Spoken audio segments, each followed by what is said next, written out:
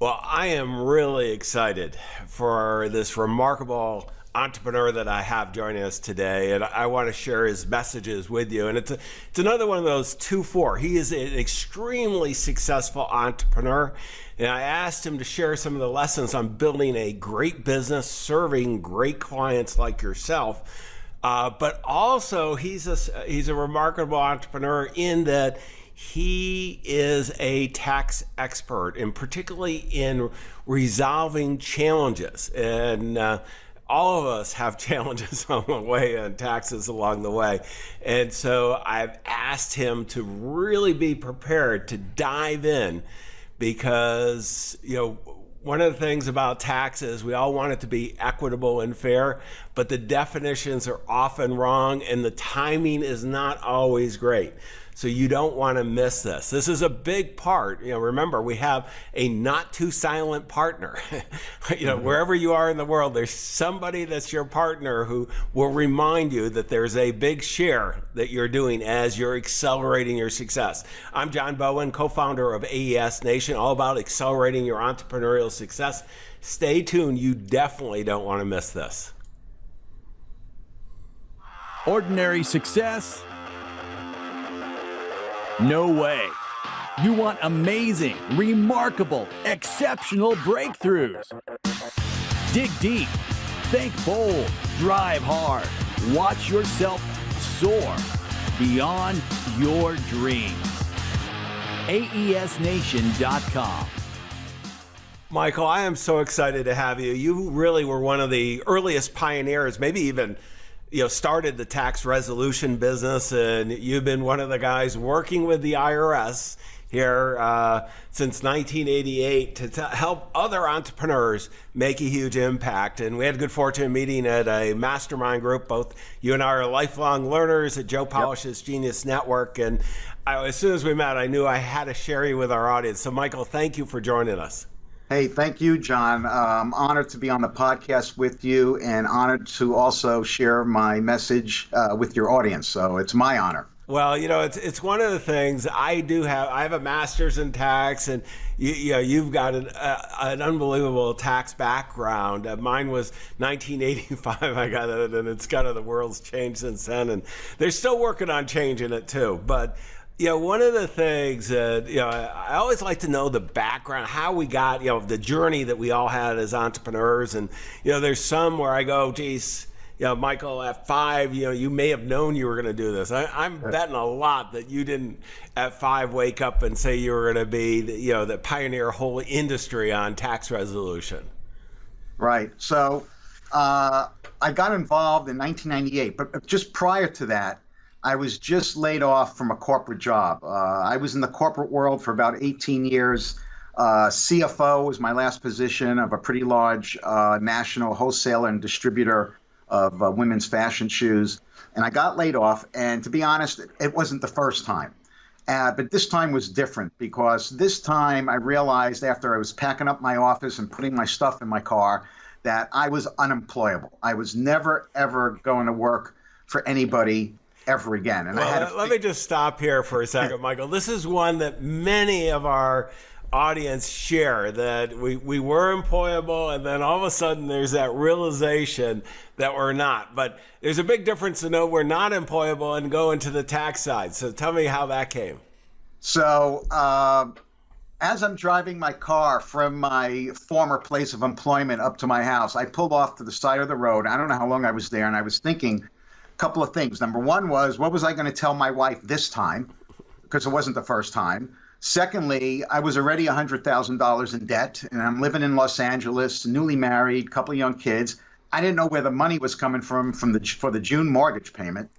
And I get the third thing is I was unemployable. I wasn't going to work for anybody. And then a vision popped into my head. I remember watching, I was a C-SPAN nerd, and I remember watching the televised Senate finance hearings a few months prior, where the average American got up in front of the TV cameras and were testifying how the IRS ruined their lives, closed down their businesses, padlocked their doors, spouses and relatives actually dropping dead from the stress. And for what? I mean, these weren't bad people. They were not evading taxes. They weren't putting money in foreign bank accounts. They were ordinary Americans that life happened to. You know, death or serious illness of a loved one, a failed business, nasty custody divorce, life happening. And I made a decision at that time that, you know what? I think I can help these people. I always liked the good fight. I was always a David versus Goliath kind of guy. I'm a street kid from Brooklyn. I never backed down. And I made a decision at that time that I was going to open up a tax resolution shop and help these people. I knew nothing about, I never hardly ever talked to the IRS. My tax experience at that time in 1998 consisted of, corporate taxes and doing some manual 1040s for family and friends. But I knew that if the law was on my side, I can help these people. And that's what I decided to do. No, and it's something that is not only noble, it's really needed. I had, at the time, I had a wealth management in Silicon Valley. We had a very successful practice with a lot of successful entrepreneurs, and I got my master's in tax, and I had a partner who was a CPA, and we had a large tax practice, I think about 1,200. And I just remember a few times where, services that you're talking about were so needed, and they were, they weren't bad people. I mean, nobody gets out of life unscarred. We all know it at this point in our lives. And, some scars are deeper than others, and some, just, you can't bounce back right away. And then all of a sudden you've got this huge liability. And, it's just, it is such an important thing that, hopefully none of our listeners need this, but we want to have you prepared. Right. So in case you do. But, before we go into the tax side, I want to just get a few of the business things. And Michael, you told me your dad gave you one of the life lessons. We were just talking before we turned on the camera, and nobody walks and everyone's a liar. And I'm going, geez, that sounds like my dad, but I want to hear what your translation is. Right. So as I talked to you about, I'm a second-generation Holocaust survivor.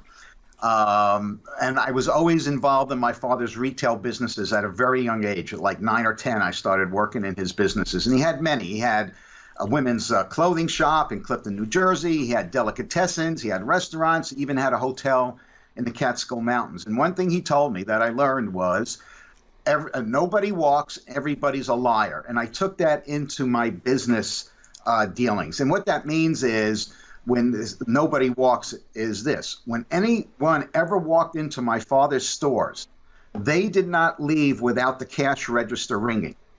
So that meant that if someone was coming in to see me for a consultation or over the phone, I was not doing my job unless I was able to help that person and get retained. So that's what I mean by nobody walks. If they were coming in, they were leaving, there was an exchange. There was an exchange of services in exchange for their credit card or their check. So that's number one. Number two was, everybody's a liar. When people said they had no money to hire me, that meant they did have money to hire me. Because if they were coming into a professional's office, I'm a CPA and a certified tax resolution specialist, and their discomfort and pain was large enough, they were expecting to pay for professional fees. So I can't tell you how many times people would come in, and by the way, a lot of CPAs and attorneys don't do this work because they think that, how can somebody pay me who owes thousands of dollars, hundreds of thousands of dollars to the IRS? Well, the answer is in advance, of course. So I learned early on how to find the money for them, and sometimes they found the money themselves. So if they said they had no money, that just meant I didn't do my job good enough to convince and persuade and influence them to hire me. No, this is great. And I want to, I always think of when nobody walks, this is kind of the quiet confidence that you have and that your fellow entrepreneurs who are successful have, because we know we can deliver value. And if somebody's coming to us, that we can serve, then we're doing them a disservice. Yes. By not, by not doing the business. As a matter of fact, I mean, we should. I used to, when I was working, as a financial advisor, if I would tell them, geez, we're going to make a huge difference, and then if they said, John, you're not the right one, I would apologize, because I wasn't communicating effectively. Because the impact, and there's so many other advisors, in your specialty and in mine, I'm going to call them pretenders, that they're well-intentioned. We're going to give them the benefit of the doubt. They're well-intentioned, but they're not good at what they do. They're not knowledgeable. And, everyone's a liar. And this is, I am thinking back, Michael, there's a couple times where we did take some of those clients and didn't take it initially in advance. Yes. And I did learn that one. The missed fees were one of the challenges. But let me stay on the business tack. And one of the things that you said that I think is really important is this getting out of your comfort zone. And I'm big on that, but you took it a little further than I do, and you said making fear your friend. What do you mean by that? Well, think of fear as the following. It's a mile high, a mile wide, but paper thin. All you have to do is poke your finger through it, and you're on the other side, because 99% of what our brain tells us we're fearful of never materializes. And fear is based basically in two categories: losing something you already have, or not being able to obtain something you want. If you think about your fear, it really comes down to those two categories. And when you think about it that way, it's so much easier to punch through it. So that's what I mean by making fear your friend and getting out of your comfort zone. Because for me, we all as humans like to do things we're comfortable with. We like to stay in our box, so to speak. But the real growth, the real success, the real financial success comes when you come out of that and you're out of your comfort zone. Yeah, no, I couldn't agree more on both points. It's getting out of your comfort zone. I didn't realize as a pilot in the Navy, you get out of your comfort zone. That's just kind of you don't even think about it because you never flew before type thing. But then when you get in the business, it's so easy to kind of settle in, and things are changing, so dynamic, and if you're not uncomfortable, you're not going to be growing. And fear, so often the fear is it holds us back. It's really holding us back. And I love the analogy of just pushing through it, and it's paper thin, because so much of it's a mindset. And as entrepreneurs, we have to protect our mindset so much. I mean, this is so easy, to Michael, to have that kind of challenge along the way. But a lot of times it's people that cause us. And I love when we were talking, you said kind of this: never hold on to resentment and pray for your enemies. You always go a step further than me. I'm a big believer in never hold on to resentment, because it does you more damage. But I don't know that I, good Catholic boy that I am, I'm not sure I'm praying for my enemies. Yeah. So tell me what you mean here. That was a tough one for me, John. That was a tough one for me. But that's when I was freed from that resentment, because as I mentioned earlier, I'm a recovering addict. I've been a sober member of Alcoholics Anonymous for a number of years, many years. Alcohol was not my drug of choice.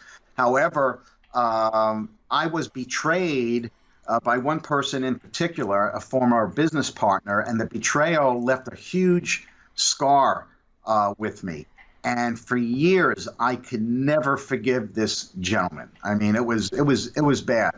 And then I learned that in order to get out of that resentment, get out of that anger, I was always angry, that I had to pray for this person as if he was sick with cancer, that he should have the same successes that I'm asking for. Please give it to this guy.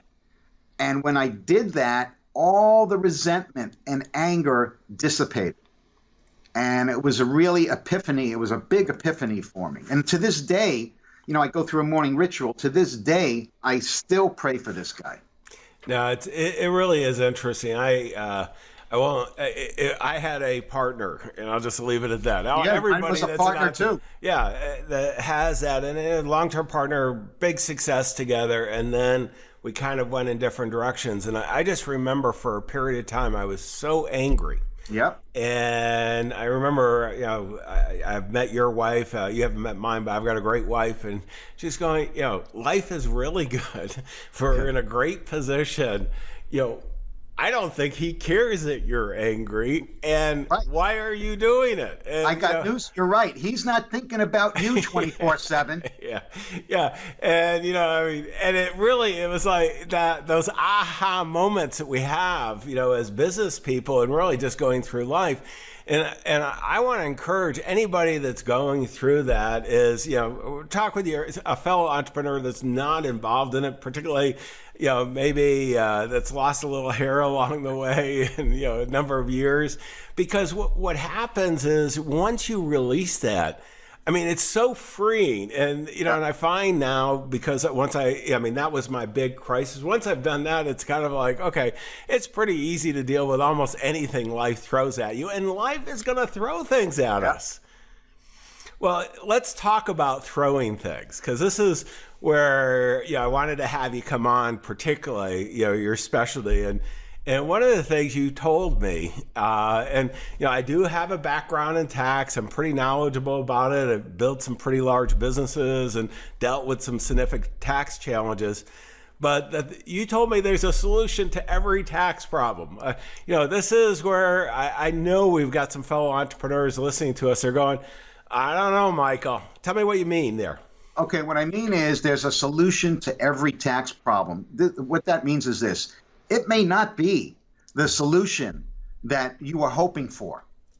A lot of people come in with certain expectations on how to resolve their problem without expertise. So when I say there's a solution to every problem, it means that the solution may be, in some instances, that you're full paying the liability. Okay, that is a small percentage of my work. But that's what I mean. There's a solution to every problem. 99% of the time, when a taxpayer comes to us with a tax problem, we're able to significantly improve their situation after they're retained.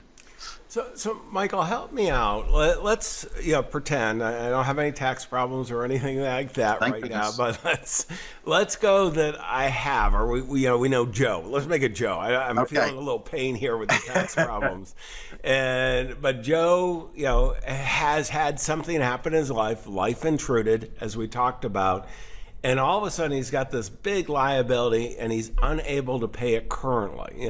We don't need to make and it's a big check, and he just can't do it. And he's starting. The IRS hasn't showed up physically, but they're now starting to mail. And Joe's going, you know what? I need help. If he were to walk into your office, and I know you train, a big part of this industry, so kind of walk us through the expectations of, I don't want to go, we'll go into, how to find the right guy in a little bit, but I want to go, they walk into the office of the right person. Yes. How does that come together? Well, he probably found that right person, either through a referral or through some marketing or direct mail marketing or online marketing. But that person, if the practitioner is on his game, he can provide immediate relief to Joe right away. As soon as Joe retains the practitioner, that person now has power of attorney. They fill out a form 2848, and all of a sudden, Joe no longer has to deal with the IRS. He no longer has to speak to the IRS. He no longer has to correspond to the IRS. He now has an advocate in the middle as his spokesperson representing him. So that practitioner steps into the taxpayer's shoes and becomes the authorized representative now to deal with the IRS on behalf of Joe. So he's providing immediate relief right off the bat just by doing that. Yeah, no, it's kind of an fresh. All of a sudden there's just a release of energy. You got somebody on your side, and that's knowledgeable. And this is I want to come into how do we find the right person. But I want to go through the process, assuming we have at it. So all of a sudden I feel, oh, great. We've done the engagement. You've got the power of attorney. And then, walk me through kind of a normal, I know everything is a little different, but what would be a normal progression? Okay, well, there's 3 phases of every collection case. So this is not an audit we're talking about. We're talking about somebody who owes, let's say mid 6-figure debt or even a 7-figure debt to the IRS. So 3 things need to take place. The first is investigation, where the practitioner is going to get Joe's complete tax transcripts and record of account from the IRS. And there's a special division within the IRS that handles getting all that history and discovery, if you will, from the IRS. The second phase is compliance. Compliance means getting the taxpayer in current compliance with any and all legally required tax returns that haven't been filed, and that includes 941 payroll taxes or 1040s or 1120s. Also, compliance means is to make sure the client, Joe, from this point forward is withholding properly or paying any payroll federal tax deposits from this day forward. Forget about all the past due stuff. That doesn't matter right now. He needs to be in current compliance from the moment you're retained. And the third phase is what I call ultimate or permanent resolution.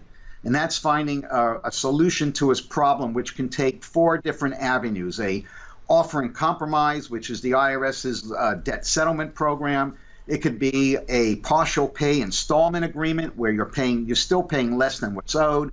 It could be a regular installment agreement where you're paying full boat, but the IRS is giving you 72 to 84 months to pay that. It could be a penalty abatement scenario, or it could be a currently not collectible scenario if there's sufficient financial hardship. No, and this is important. I want to dive just a little bit more into each of the areas, Michael. So one of the things, getting current, when things start falling apart, yep. It's like, I don't want to talk to the IRS. I don't want to do anything whatsoever. And so the returns just stop being filed. Yep. That's going to help.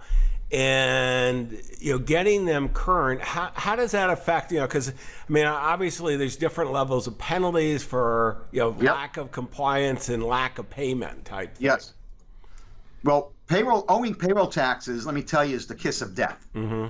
Okay, because after you're 16 days late on filing the 941 and not paying what's due, the penalties accumulate to 33% within 16 days. Okay. The other thing that's very, very dangerous is the IRS, being the most brutal collection agency on the planet, is the only creditor on earth that can pierce the corporate veil without a court order. So in other words, they can assess the individual shareholders the trust fund portion of those payroll taxes. So if you're a business and you're behind in payroll taxes, also the criminal threshold bar is very, very low when someone owes payroll taxes, because what you're doing is you're stealing the government's money, because you're withholding money from your employees. You're supposed to withhold, account, and pay that over to the IRS. So check this out. Your employees are getting a W-2 at the end of the year for the credit that has been withheld. So they're filing a tax return and taking the credit for withheld. Meanwhile, that money has never been paid over to the IRS, and the IRS can construe that as a criminal action. So it's very, very important that if you're a business and you owe payroll taxes, you need professional representation. Yeah, it's one of the quickest ways to get shut down. But let's go a little further. So we've gotten, we've taken care of the compliance issues. We've seen what has to be dealt with immediately, what doesn't, and you've got all the information from the taxpayer or the fellow entrepreneur. And one of the things that, geez, if we have a tax problem, what we'd like it to do is go away. So Yes. The various forced settlements. There's a huge difference. If I've got $1 million liability, having an offer accepted at a huge discount, and when we see the radio ad or hear the radio Yes. ads, and Yes. it's almost guaranteed, I thought. And Well, then no, partial and installment. Yeah. How do you decide what to present to the IRS and Right. really counsel the taxpayer? Well, 70% of people who owe the IRS do not qualify for the offering compromise. Let me just say that. That's what, and look, I teach other CPAs and attorneys, that's the hook to use in their marketing, because everybody wants to cut a deal. Everybody wants to pay less. So that's the hook you're going to see in the marketing. But the reality is 70% of people normally do not qualify for the Offer and Compromise program, because here's what it is. It's a formulaic-driven process that looks at the current financial position of the debtor. Okay, it has nothing to do with what happened last year. What's the current financial position of the debtor? And the IRS looks at the net equity and assets. So if you own a home with a lot of equity, you're probably not a good candidate. If you have stocks and bonds that are worth a lot of money, you're probably not a good candidate. If you have collectibles or car collections or antiques or art, you may not be a good candidate. So like I was saying earlier, in my world, bad is good, good is bad. The more destitute you can appear on paper, the more likely you will get a really good settlement with the IRS. I mean, my average acceptance rate for offers when I was doing offers and compromise was 17 cents on the dollar. So 83% was written off or forgiven. And I had a very high acceptance rate because I did a lot of due diligence with the taxpayer, with the debtor, before we would even submit the offer. So I didn't take a case. If I didn't think it would fly, I wouldn't take the case or I wouldn't submit an offer and compromise. No, this is great, Michael. Let's go, because I mean, there's this has grown, since 1988. It's a big industry. 1998. 1998. I'm sorry, I wrote it down wrong. And thinking it came out of the Reagan Tax Reform Act here. But what happened is, as we do this, one of the things I want, if any of our fellow entrepreneurs are there now or have these challenges down the road, I hop in a car and it seems like almost anytime I'm in a car, listen to the radio, I hear somebody advertising this, and a lot of those are my members. Yeah, well, but how do I tell? Right. Who is good and who isn't? Because this is oftentimes tens of thousands, hundreds of thousands, millions of dollars.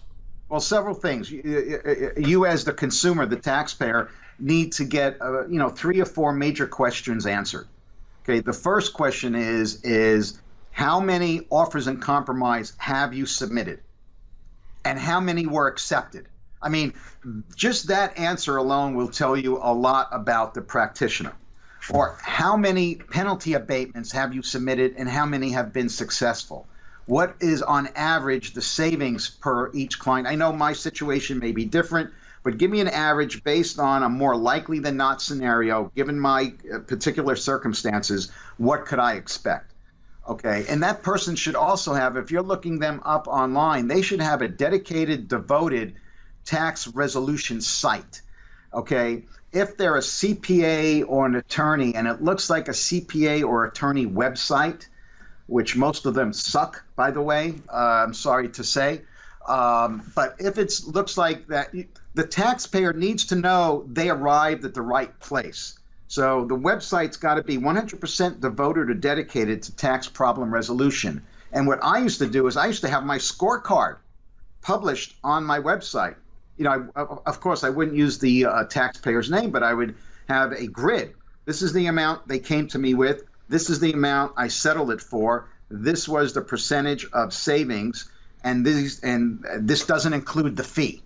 So I had a scoreboard, and over 16 years, I saved people well over $100 million through the Offer and Compromise program. The second question they should ask is, are you a certified tax resolution specialist? Okay, we assume that they're a CPA or an enrolled agent or an attorney, but they should have that second designation, certified tax resolution specialist, which is given out by a nonprofit organization called the ASTPS, or the American Society of Tax Problem Solvers, which I'm also involved in. No, this is great. You were saying 3 questions. That was 2. So, we went ahead and we went and, really looking that they've actually done this. Yes. So that they haven't, read one chapter ahead of you is, and we say that jokingly, but unfortunately there's a lot of people that will, with good intentions, take you on because they're willing to learn at your expense. Don't want that. Second is we want to make sure they're specialists. Is there anything else, Michael, we should be really watching out for? Yeah, they should. I mean, if you walk into that person's lobby their lobby should have success stories or case studies, like a testimonial binder. They should, like my lobby, I had a video loop playing with client success interviews. I even had framed offer and compromise acceptance letters from the IRS. I would redact the taxpayer's name, but in red going across diagonally, I'd put amount owed, amount settled. And I would actually frame those letters and stick them up in my lobby because they knew when they walked into my office, I was the guy. So, yeah, no, and that's so important. We've all, as we're hiring people, I've had so many times where, well, he's a really nice guy, but he's not the guy type thing. And by the way, one of the things I would tell the first thing I would tell a potential client who walked into my office, and this is how the first two sentences went. Hey, Joe, look, I don't know if I'm the right guy who can solve your IRS problem. I don't even know if we're the right firm who could solve your IRS problem. But to see if there's any way we can help, do you mind if I asked you some questions? That there is the biggest takeaway in the world. I'm a big believer in takeaway sales. But not only that, you're now having a conversation with your neighbor Joe. He's thinking you're going to high pressure sell him, or he's thinking you're going to hammer him. Now you're having a conversation. By the way, people are a lot more honest with the information you're going to get from that point forward. Yeah, no, I love that, and I'm a big believer. I call it a discovery meeting. We're exploring whether we're the right firm to serve you, and if we're not, we'll point you in the right direction if we can. Exactly. Yeah, because you're not right for everyone. Yep. Michael, let's go to resources, and I know you have you're training so many of these tax resolution specialists. Yes. I want to pull up your website, maybe describe your business to our fellow entrepreneurs. Okay. So what I do now, for 16 years, I actually owned, operated, and ran one of the largest, most reputable tax resolution firms in the country. So I exited that business a little over 3 years ago to basically train people to do this work ethically, because most CPAs and EAs and even a lot of attorneys are struggling. I mean, if you take out the East Coast and the West Coast and just look at the country in between that, a lot of these professionals are struggling financially. So I wanted to show them that not only can they make, because there's fortunes in this business, and what I teach is value pricing, so there's no limitation, there's no cap. And also, there's so much more demand than supply. There's so many more people in trouble with the IRS than there is supply. So I want to mint, if you will, practitioners who can help these taxpayers like I first started doing. So that's what I do now. So I train them with info products and online seminars and webinars and live events. And coaching and masterminding and, basically an information marketing model where I coach, train, and consult. Yeah, Michael, how would your fellow entrepreneurs, one of the things you've done and I've done, I grew up as a top financial advisor, wealth manager, sold a couple of the businesses, and then decided to really help other wealth managers be more successful by serving the right clients and making a huge difference in their life. So, we're on this journey together. Yes. Why don't you just make a comment on, what I find so many fellow entrepreneurs ask me about, and I'm sure they ask you too, is, okay, I've been successful in my industry. I've been, top, maybe a great, I'm going to say technician. I've really done the art of what I do well. And I want to expand it a little bit and really bring it, make a bigger, I'll use Steve Jobs, bigger dent in the universe. I want to expand that. How did you go about, doing that? Well, I learned early on that the two most important things about any business, especially professional practices, there's only really two things that move the needle, and that's marketing and innovation. And I gave marketing, or I made marketing the overarching umbrella to everything I did in my business. Okay, I knew I was a good technician. I knew I was really good, but my deliverables really are secondary to the marketing, because marketing, the savvy marketers in any professional practice are the ones that rise to the 1% to 5% top of the profession. When people ask me what I did for a living, I tell them two things. Number one is I told them I was an emergency room for people that had IRS problems. And number two is if they ask me, well, what kind of company do you have? I said I have a marketing and sales organization that provides professional services. That's how I thought of my business, because without the marketing, without the innovation, you're not going to grow. You're just going to be stagnant. I couldn't agree with you more. Let me go over the key takeaways, Michael, that I'm walking away with. Is, the number one thing. Nobody walks. I'm gonna keep that in my mind now, totally. And everyone is a liar. I'm going to be thinking of your dad and you on that. And I think that's really good framing, because, I do like that quiet confidence that we know we can deliver tremendous value. And each of us as entrepreneurs, we've got to get that. Second, getting out of our comfort zone and making fear your friend. I mean, we've all been uncomfortable as entrepreneurs. And, a lot of times people think entrepreneurs are big risk takers. We're not. We're trying to minimize it as much as possible. But it is. You got to step out of the box, as Michael was saying. And it's just, it's really big. And then I think one of the best life lessons, for me, and it sounds like for you, is never holding on to resentment. Yes. We are going to get scarred along life, and there's going to be people with the knife doing it to us type thing. And praying for the enemies. I'm going to try that one. I haven't done that yet, but I've always wished them well. And it's my former partners have all done well. We've all been able to make a difference. And this is something that once we let that go, it's just so freeing. Yep. And then taking it to the tax part, there's a solution to every tax problem. One of the big things, I think, Michael, you would agree totally, is, just face the problem and deal with it. Don't let it fester, because it can get really ugly. Yeah. One of my marketing taglines, where I did my own radio spots, was "Be a man, man up, get your head out of the sand, belly up to the bar, and take care of it." Yeah, because if you don't, somebody will, and it's not going to be you, and it's going to be ugly. So deal with it.